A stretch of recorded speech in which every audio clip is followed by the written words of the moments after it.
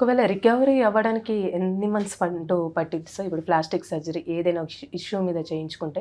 మన చేసిన ప్రొసీజర్ బట్టి ఫర్ ఎగ్జాంపుల్ ఫేస్ లిఫ్ట్ అనుకుందాం, ఒక 3 weeks initial recovery, complete settling period అయితే ఇప్పుడు 3 మంత్స్ అనుకోవచ్చు. Okay. For example breast enhancement అనుకుందాం, డే కేర్ ప్రొసీజర్, మార్నింగ్ చేస్తే ఈవినింగ్ పేషెంట్ ఇంటికి వెళ్ళిపోతారు. Okay. Rest at home for about week 10 days maximum, not on bed.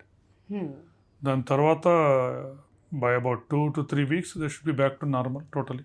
అంటే డాక్టర్, కొంతమందికి చిన్నపిల్లలకి పుట్టినప్పుడే లిప్ దగ్గర ఇలా కట్ అయిపోయి స్కిన్ అలా ఉంటుంది సార్, దానికి కూడా సర్జరీ అంటూ చేయించవచ్చా?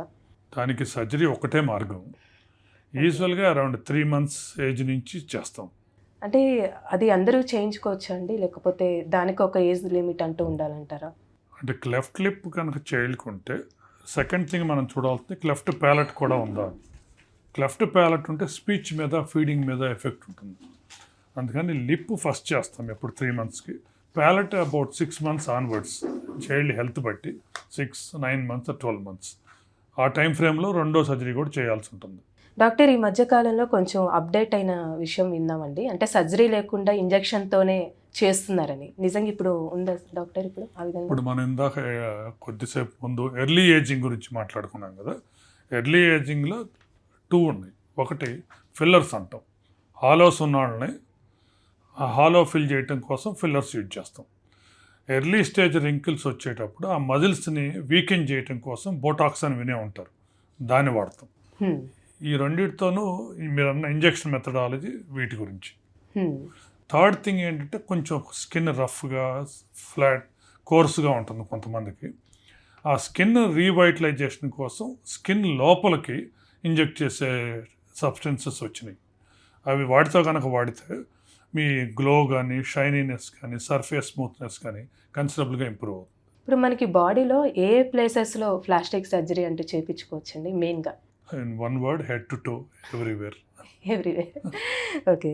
అంటే కొంతమంది బ్రెస్ట్ సంబంధించి కూడా ట్రాన్స్ప్లాంట్ చేయించుకుంటూ ఉంటారు కదా సార్, దానికి ట్రీట్మెంట్ అంటే ఏ విధంగా ఉంటుంది? బ్రెస్ట్ క్యాన్సర్ గురించి అడుగుతున్నారు. క్యాన్సర్ గురించి, ఒకవేళ వాళ్ళకి ఎలా అయినా ఉండదు కాబట్టి. క్యాన్సర్లో కూడా చాలా అడ్వాన్సెస్ వచ్చినాయండి ట్రీట్మెంట్లో. ఇంతకుముందు బ్రెస్ట్ క్యాన్సర్ వస్తే బ్రెస్ట్ తీసేయడం ఒకటే ట్రీట్మెంట్ ఉండేది. ఇప్పుడు ఏంటంటే బ్రెస్ట్ కన్జర్వేటివ్ సర్జరీ అని చేస్తున్నారు. అంటే ఆ పార్ట్ ఎఫెక్ట్ అయిన పార్ట్ వరకే తీసేసి అంతవరకే రీకన్స్ట్రక్ట్ చేయటం వల్ల దాంతో మీకు ఆల్మోస్ట్ ఒరిజినల్ బ్రెస్ట్ షేప్లోనే ఉంటుంది. మేజర్ సర్జరీస్ అవాయిడ్ చేయొచ్చు. లిమిటెడ్ రీకన్స్ట్రక్షన్తో your back to normal very early. Next stage వచ్చి టోటల్ మ్యాస్టెక్టమీ అంటే మొత్తం బ్రెస్ట్ రిమూవ్ చేయాల్సి వస్తే దానికి రిపీటెడ్గా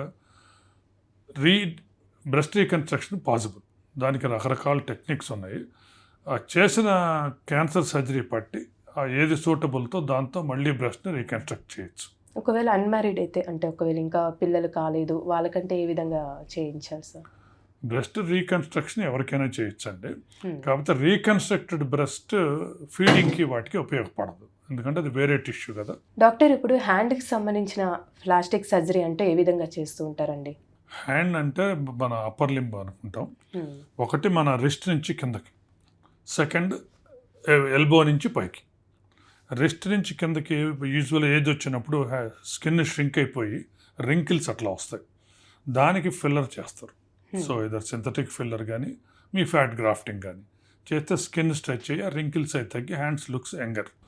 ఎల్బో పైన షోల్డర్ కింద అంటే ఏజ్ వచ్చిన లావు వచ్చి తగ్గిన వాళ్ళకి స్కిన్ సాగ్ అవుతుంది, ఆ స్కిన్ టైట్నింగ్ చేయొచ్చు. ఆర్మ్స్ కనుక బల్కీగా ఉంటే ఓన్లీ లైపోసక్షన్తో ఆర్మ్ సైజుని తగ్గించవచ్చు.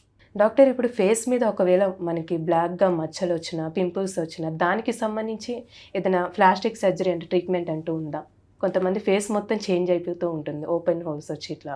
ఇప్పుడు మీరు చెప్పిన condition mostly skin level problems. Skin level ప్రాబ్లమ్స్కి సర్జరీ రేర్లీ నెసరీ అండి. నాన్ సర్జికల్ మెథడ్ యూజ్ చేసుకోవడం మంచిది. పిగ్మెంటేషన్ అంటే ఫస్ట్ మెడికల్ ట్రీట్మెంట్, క్రీమ్స్తో ట్రీట్ చేయొచ్చు, లైట్ పీల్స్ ఉంటాయి, దాని తర్వాత లేజర్స్ అని. ఈ మూడిటితోనూ మోస్ట్ ఆఫ్ ద టైమ్ మీకు ఆ పిగ్మెంటరీ డిజార్డర్స్ని కంట్రోల్ చేయొచ్చు. సెకండ్ పోర్స్ వాటికి లేజర్స్ కానీ లైట్ టీసీఏ అంటారు అవి కానీ వాటితో కనుక చేస్తే పోర్స్ ష్రింక్ అవుతాయి, వాటికి సర్జరీ అవసరం లేదండి.